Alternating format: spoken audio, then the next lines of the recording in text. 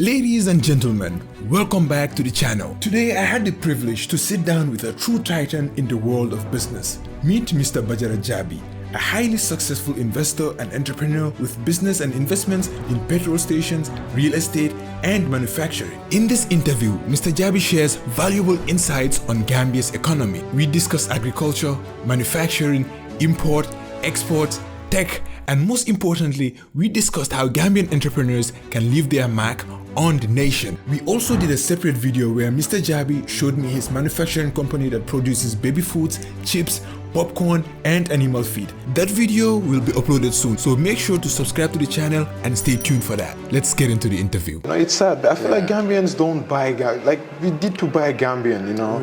My chips, I take it out. Combo here, marketing. Well, no, look at me come lace America, America. My brother, you're buying lace $200. I'm selling mine $10. You want mine to be like lace. But when I took it to off country, I was amazed. They appreciate things. That's how different. If you look at our snacks line, the CC I told you, our ambassador is Jizzle. If you look at our series, ST is the ambassador. Even if they're here, you're talking to them on their contracts, they face the same problem. We don't appreciate our own. Yusundur Wali, the ticket in this country, last time I checked, about 5,000 plus. You call a Gambian singer, even if you say $1,000, nobody. A Gambian football game. I once told Ibu Fai, why is it still stadium $50 to watch a game? You know, no, I'm going to go to cheap. I was like, $50. Then look for TV rights, where people buy and sit in their homes and pay more. Like the same thing, RVTH. $5. When I said that, they said, that's so hard because your people have more than I was like, no, it has to be viable. What can $5 do for RVTH? I'm a glove, I'm a grab, I'm a doctor. You're paying a doctor or nurse $4,000, $7,000. Transport, I'm like $3,500, like $4,000. You want the same customer care like England or America or boy gisi telebi. You $5. America is bigger in millions compared to Gambia. England, the same thing. You pay a lot of money for healthcare. That's where the insurance company comes in. That's where the government comes to support those people. But if the government is supporting the hospital, the people will kill the hospital. If the government support the people, create industries, employ them. My staffs have insurance because they are working. That insurance they can use to advertise and pay $1,000, $2,000. They can use their job they have to go to global properties, tough, and buy properties through mortgage. They can use the same job they have to go to TK Motors, buy a car. Job is how you save a country. There's nothing else. If you have millions, even if oil comes out of this country, you start giving every Gambian $1 million every month, we still be in the same trouble. The government's mandate should be creating job. But when it comes to implementation, it cannot be government's job. I will say this, Gambia, from the first president, Jawara, we don't have national plans. We have political plans. So when the politics change, everything changes. Because everybody comes with their own vision and mission. But in certain core areas, it needs to stick. You cannot just come and change those ones. You can change ministers. You can change even PS. But from DPS, from the technical part, you shouldn't touch those ones. Those ones have the core. You're someone that knows business. You studied economics. You know how nations work. What advice would you give to young entrepreneurs like myself? I'm in this dilemma every single day. One day I'm like, you know what, we can actually make it in Gambia. But sometimes you give up hope in this country. Gambia is very interesting. You wake up in the morning, you start running around. By midday, you bring it down, 25,000. By 2 o'clock, 3, you say, 10,000. And by the time it's 4, you say, I'm 1,000, I'm cash power, that's just Gambian. Sometimes, my brother, all these companies I explained to you, I wake up in the morning sometimes and I just the same thing you said. I just like, what the hell? What am I doing? I always say this, man, Gambia the funny, so I'm in Harris. So I'm there, but they can be there. They can be put Harris. More impossible. People stop asking people. Nyaranga say always say People need to have money. Imam Bogis motor. Harris. We start to calculate your income. Gano. Wait, we should stop that. We need to have millionaires. Come Harris, I'm nyarang ticket. Use. Then buy the businessman are greedy. Businessman businessman. No.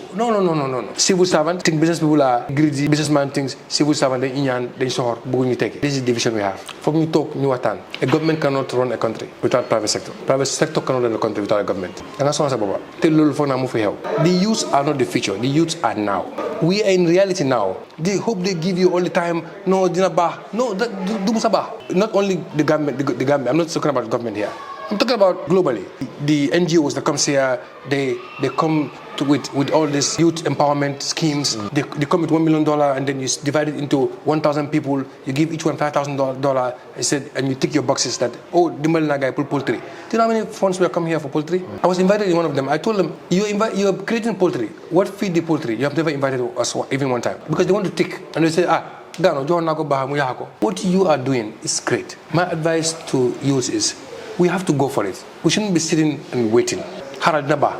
Yeah. Or your turn will come. What do you mean by my turn? Jesus said, turn by turn. No, bro, do turn by turn.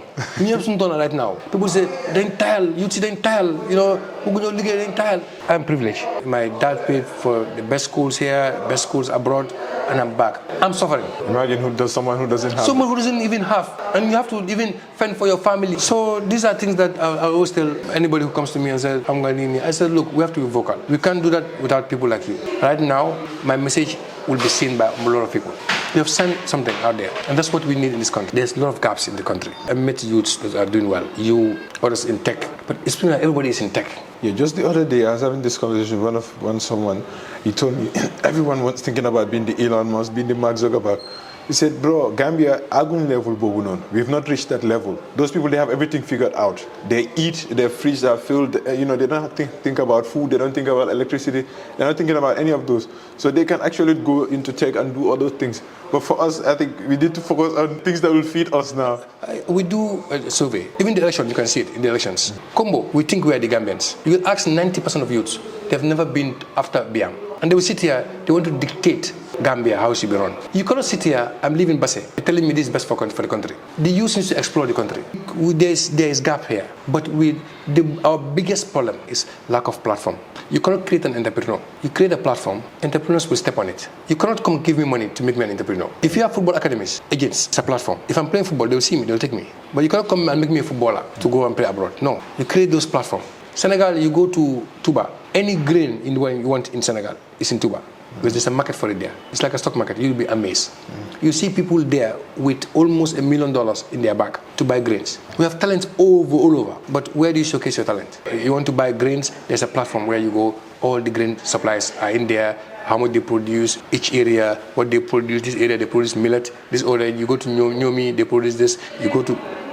It's there. You want to be a footballer, every 6 months, every 3 months, there's this, all the teams come together. It's a platform whereby you go do trials, they look at you, and it's there. It's televised, it's edited. And you know, if we don't have this platform, these tech people, they won't have much to do. You're doing tech. Tech is very good.